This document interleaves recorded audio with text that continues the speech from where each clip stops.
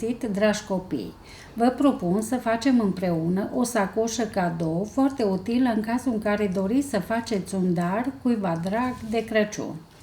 Pentru aceasta avem nevoie de o hârtie în formă dreptunghiulară, 2 bucăți de șnur sau panglică, liniar, creion, bandă dublu adeziv, foarfecă și un capsator.